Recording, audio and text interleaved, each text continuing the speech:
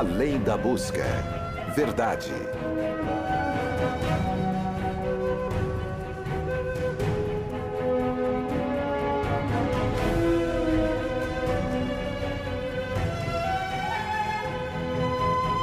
Liberdade.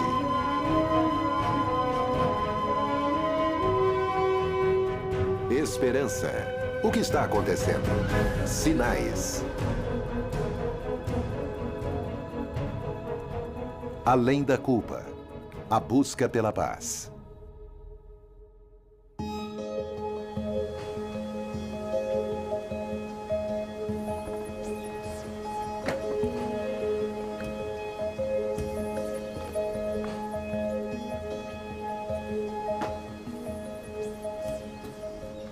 Nós acumulamos coisas demais, não é verdade?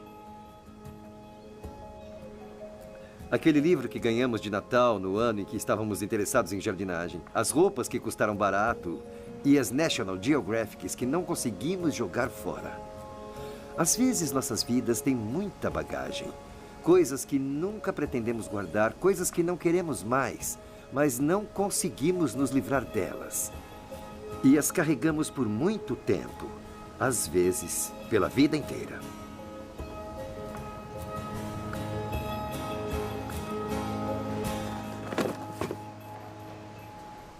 Tentamos ter vidas produtivas e felizes. E na maioria das vezes somos felizes. E mesmo assim, não importa que sejamos, carregamos algum arrependimento secreto ou uma culpa da qual não conseguimos nos livrar. É claro, nem todos pensamos que somos culpados. Agora você deve estar pensando, eu nunca matei ninguém, nunca roubei nada. Eu não sou uma pessoa ruim, na verdade. Mesmo assim, lá no fundo, alguma coisa faz você se sentir culpado. Eu nasci em um lugar chamado Tom, no Sudão do estado de Baraka Valley. Eu nasci durante o período da guerra.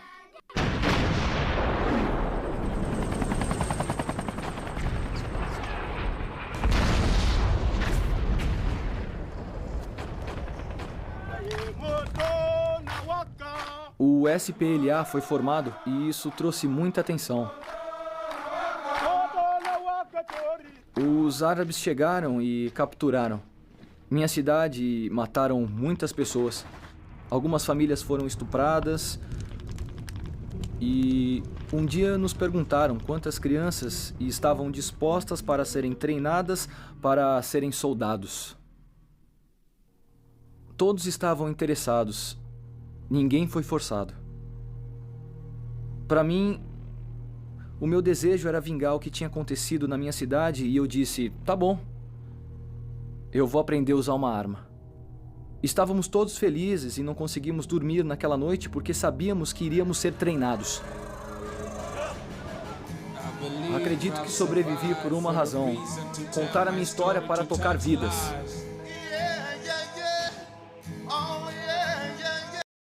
Vamos ouvir de novo. Acredito que sobrevivi por uma razão, contar a minha história para tocar vidas.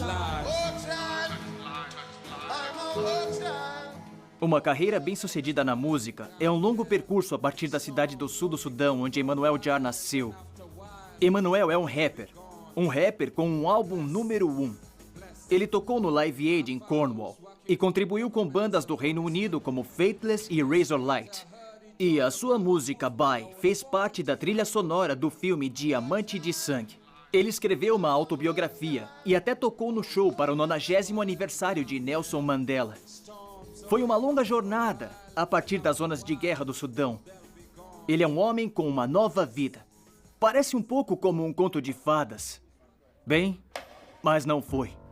A música que eu faço é de coisas pessoais. É sobre mim. Sobre o meu país e o que eu enfrentei. Certo, pessoal? Vocês estão prontos? Ok. Meus sonhos são como tormentos. Cada momento meu. Vozes na minha cabeça de inimigos que foram mortos. Amigos como Luau que morreram de fome bem ao meu lado. Nós saqueávamos cidades matando cabras, galinhas e ovelhas. O que pudéssemos comer. Eu sei que era rude. mas precisávamos de comida. Então nossa guerra forçou a enviar para sobreviver. Às vezes você tem que perder para ganhar, nunca desistir, nunca ceder. Saí de casa com 7 anos. Um ano depois, andei com uma AK-47. Dormi com o olho aberto, corra, finja de morto, se esconda. Vi meu povo morrer como moscas. Eu tô lutando dia e noite. Às vezes faço coisas erradas para fazer o que é certo. É como se eu estivesse sonhando. A primeira vez que eu me sinto é como um ser humano. As crianças morrem de barriga vazia na TV. Agora eu tô lutando, é por você. Agora eu tô lutando, é por você. Agora faça perguntas para Deus, por que eu tô aqui? Por que meu povo é pobre? Por que pessoas inocentes morrem todo dia? E eu pergunto a Deus o porquê. Enquanto as outras crianças estavam aprendendo a ler e escrever, eu estava aprendendo a lutar. E essa é a minha história.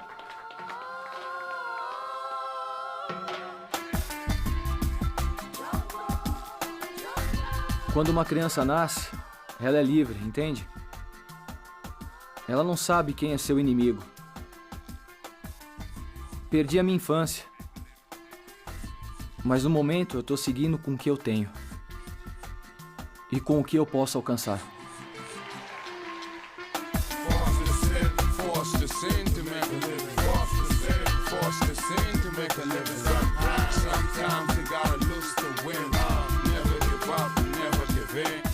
A culpa pode ser uma força poderosa em nossas vidas.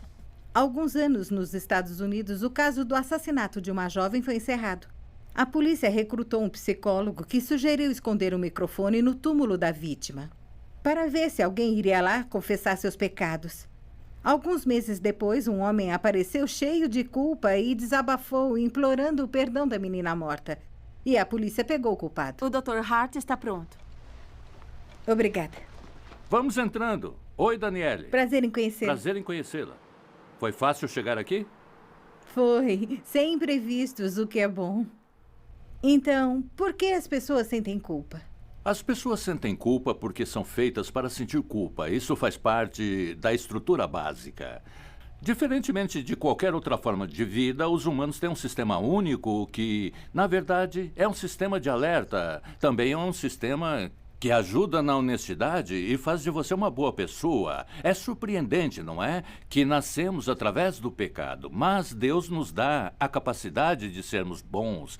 E para sermos bons, precisamos do sistema de culpa. Certo. Como funciona? Como ele nos corrige? Ele nos corrige porque é um sistema de alerta no cérebro. Há dois componentes que operam com a culpa. A culpa é um sentimento, sabe, um sentimento que vem do cérebro e tem um sistema chamado neurônios espelho. São neurônios do cérebro que refletem algo do lado de fora. Então, se virmos algo doloroso ser feito com outra pessoa, nosso cérebro reflete isso como se fosse em nós. Chamamos isso de sistema de empatia e ele é a base para a culpa como ela opera em nosso cérebro.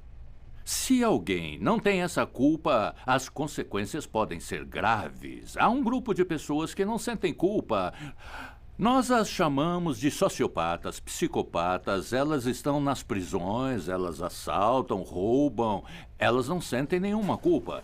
E a consequência é muito grave, mas talvez a consequência mais importante de quando você não sente culpa seja que você não consegue se conectar com os outros. Relacionamentos são destruídos, famílias inteiras podem ser destruídas quando um membro dela não sente culpa. Então, a culpa é quase como se Deus tivesse nos projetado com base nesse sistema de culpa, porque ele tem um papel importante em nosso relacionamento com Deus.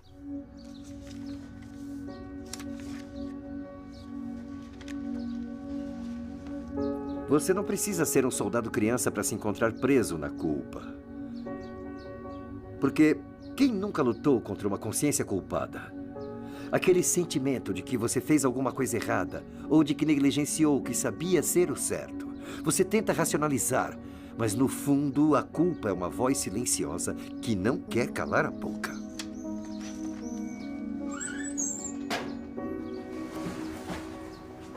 Quando sentimos culpa por alguma coisa, ou fizemos uma coisa ruim, ou não fizemos uma coisa boa, ou não ajudamos alguém, um sentimento de ansiedade cresce. Então isso entra mesmo no domínio das ansiedades e faz com que nos sintamos desconfortáveis. Mas o propósito disso é nos motivar a fazer reparações ou alguma coisa para ajudar. Então isso nos torna pessoas melhores. Então a culpa pode ser boa ou ruim? A culpa pode ser boa ou ruim e é muito importante entender a diferença. Em termos da psicologia, pensamos na má forma da culpa como uma culpa neurótica e na boa forma da culpa como a culpa verdadeira. Então, você pode se sentir mal por alguma coisa que não fez porque foi programado para se sentir culpado. Ou pode se sentir culpado por coisas pequenas, como sempre que terminávamos as refeições, minha mãe queria que meu garfo e minha faca estivessem em 45 graus no prato antes de ela tirar a mesa. Então, estou num estágio da vida e quando estou em um restaurante e termino de comer, a faca e o garfo têm que estar em 45 graus, porque se a garçonete tirar o prato, me sinto culpado. Podemos nos sentir culpados por coisas insignificantes. A diferença entre a culpa falsa é que, normalmente, não é nada que você tenha feito. Você se sente culpado por uma coisa que não fez.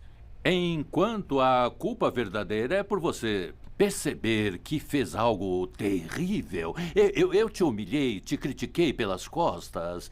E há ações que você pode fazer quando se trata de culpa verdadeira para se tornar uma pessoa melhor, enquanto a culpa neurótica negativa não permite que você seja nada além de uma pessoa autopunitiva que se rejeita e que se odeia.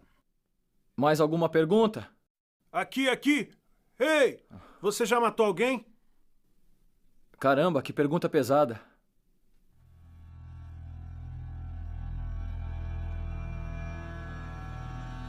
Olha, quando você vai pra guerra e ainda é jovem, você nem sabe no que tá atirando. Você vê um arbusto correndo e pensa que é alguém, você só atira. Você não tem ideia do que está fazendo. Você vê arbustos correndo e bum, bum, bum, bum, bum. Aí você mergulha e acaba tendo mais tiros e tiros. Bum, bum, bum, bum, bum, bum.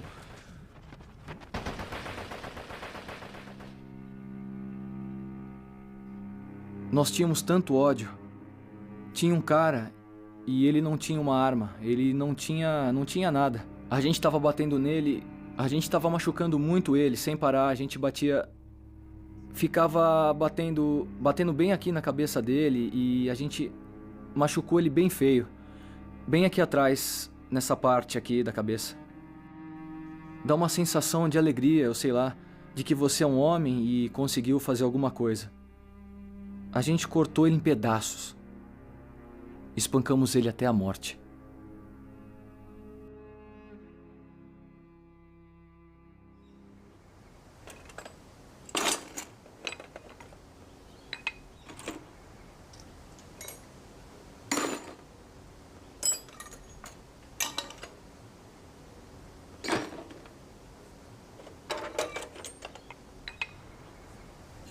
Muitos militares adultos sofrem da chamada síndrome do estresse pós-traumático.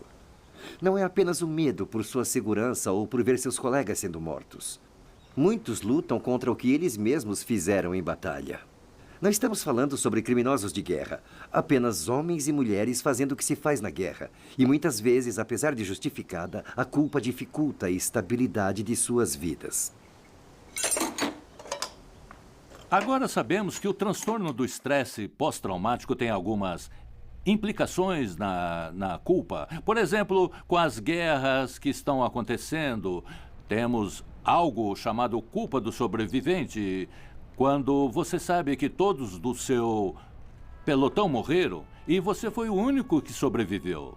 E a culpa pode vir de algumas ações obrigatórias quando você é um soldado. Se você estiver lutando em uma guerra legítima ou em uma ilegítima ou que seja apenas uma atividade terrorista, existe o sentimento de culpa.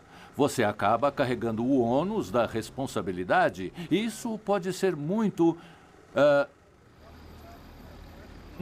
desconcertante e pode causar... pode arruinar o resto da sua vida se não lidar com isso. Então, o transtorno do estresse pós-traumático tem consequências graves, mas uma delas é o efeito que ele tem sobre a sua culpa. E é por isso que uma cultura do perdão deve ser criada. Eu estive em Nova York em um evento do 11 de setembro e uma semana depois eu estava no hall ajudando a treinar os trabalhadores em luto em lidar com os bombeiros e os policiais que tiveram que ir lá e encontrar as partes dos corpos e etc. E eles estavam traumatizados com isso e com um sentimento de culpa, um fenômeno de culpa do sobrevivente. E então precisamos criar uma cultura do perdão. Para prestar atenção em nosso mundo cristão, as pessoas precisam aprender a receber perdão. Porque quando, apesar de não ter feito nada, você se sente culpado, há um senso de que o perdão ainda é a cura para isso. Se a solução de Deus é o perdão, pode confiar. Nossa solução também é o perdão. Às vezes, quando eu sobrevivia em algum lugar, eu dizia, para que sobreviver? Às vezes eu desejava morrer. Já fui suicida, diria assim. A maior parte do tempo fui suicida, mas agora eu não sou mais.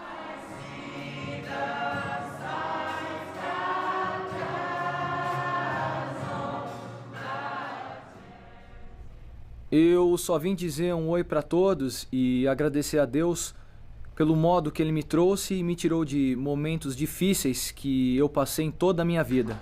Momentos terríveis. Eu tenho tantas cicatrizes que eu não revelei, porque você acha que foi para a guerra. Há outras partes que as pessoas esquecem. E quanto às feridas internas, o que acontece por dentro, foram momentos terríveis, que eu nunca vou me esquecer. A igreja comunitária de Kalash me mostrou muito amor. Eu entrei para o coral, tentei escrever músicas e isso começou a me curar emocionalmente. Nos soldados que voltaram, aqueles que vivenciaram os traumas da guerra e da miséria, tem que haver uma inculcação de um espírito de perdão neles. E este perdão deve ser direcionado para você mesmo. E isso é o mais difícil mesmo. A pessoa mais difícil de se perdoar é você mesmo. Mas, se Deus pode perdoar, você também pode.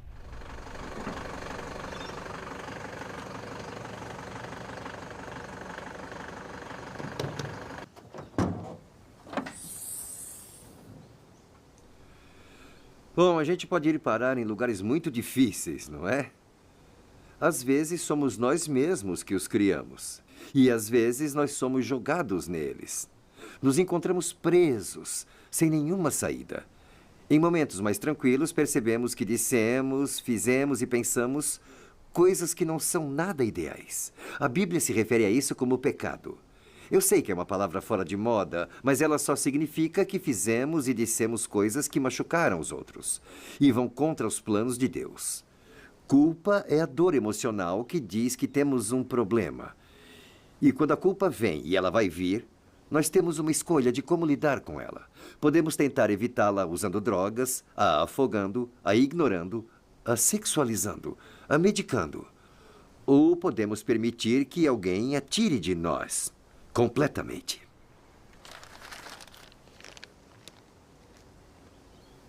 Uma definição que aprendi com um velho pregador africano quando eu tinha 21 anos e nós estávamos conversando sobre a situação na África do Sul e como ela estava ruim. E eu disse a ele, eu fiz uma pergunta, o que você acha que precisa acontecer para as coisas se acertarem? A resposta dele foi, nós, os negros, precisamos perdoar os brancos. E eu cinicamente disse, sim, mas e o que é o perdão? E ele respondeu com sua definição que está em todos os livros que escrevi sobre o assunto. Perdão, ele disse, é renunciar meu direito de machucá-lo de volta. Renunciar meu direito de machucá-lo de volta.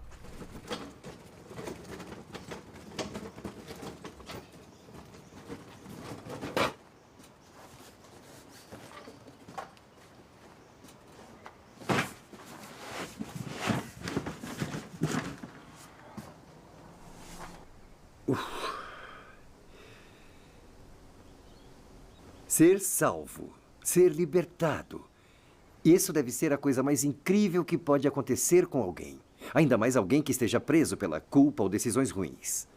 Foi exatamente isso que a morte de Jesus na cruz conseguiu.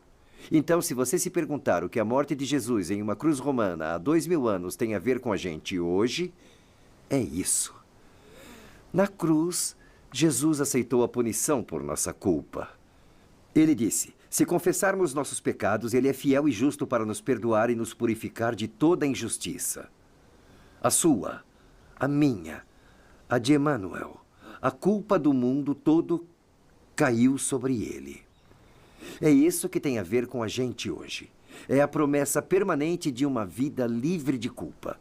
Uma vida sem medo do passado, mas com esperança para o futuro. É isso que Jesus oferece. A liberdade perfeita. Para se aproximar de Deus, seu sistema de culpa deve estar funcionando adequadamente. Porque na análise final, há uma questão em sua queda. Em seus pecados, há um perdão pelo qual Cristo pagou a punição na cruz. Que você vai receber. Ele não vai lhe ser enfiado pela garganta e ser capaz de sintonizá-lo de uma maneira saudável para que seu cérebro e sua mente recebam esse tipo de perdão. Está ficando cada vez mais difícil. Eu desafio os pregadores. Digo que temos que garantir que vamos pregar do jeito certo. Pregar para uma culpa neurótica não vai fazer as pessoas se aproximarem de Deus. Deus é bonito, é justiça, sua santidade é tão maravilhosa. Eu fico muito comovido com isso. Tudo é fantástico. Mas se você não prestar atenção no que está acontecendo dentro de você, você não vai ter a capacidade para vivenciar este maravilhoso amor que Ele nos oferece todos os dias da vida.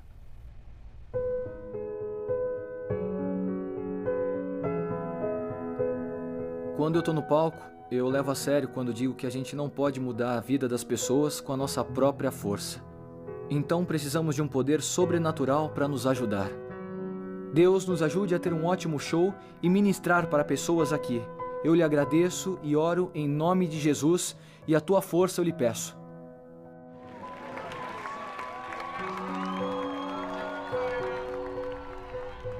Às vezes, quando nos sentimos culpados, ao invés de conversar com Jesus sobre isso, nós esperamos nos sentir bem para procurá-lo. Mas não é assim que Jesus funciona. Ele não espera que sejamos perfeitos quando falamos com Ele. Ele promete nos aceitar do jeito que somos, incluindo nossa culpa e pecado. No livro dos Salmos, a Bíblia mostra esta percepção. Ela diz, confessei-te o meu pecado, e a minha maldade não encobri. Dizia eu, confessarei ao Senhor as minhas transgressões, e tu perdoaste a maldade do meu pecado. Never been the end all.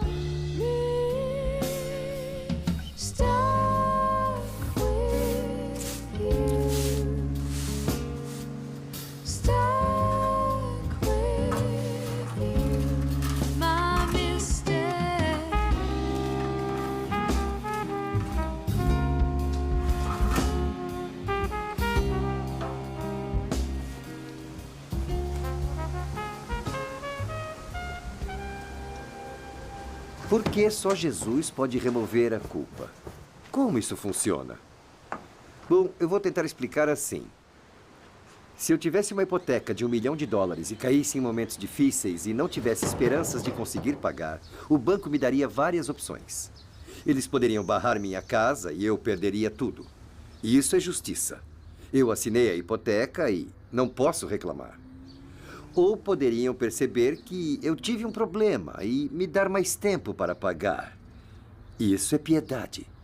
Não me foi dado o que merecia e me sinto muito aliviado. Ou eles poderiam perdoar a minha dívida, pagar a casa e permitir que eu ficasse com ela. E isso é graça.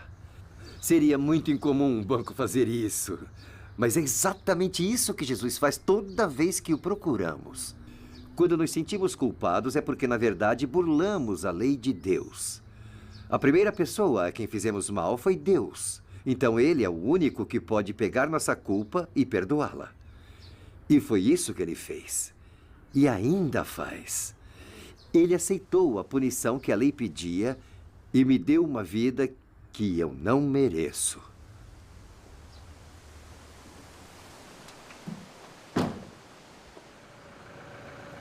Tudo bem, amigo, pode ir.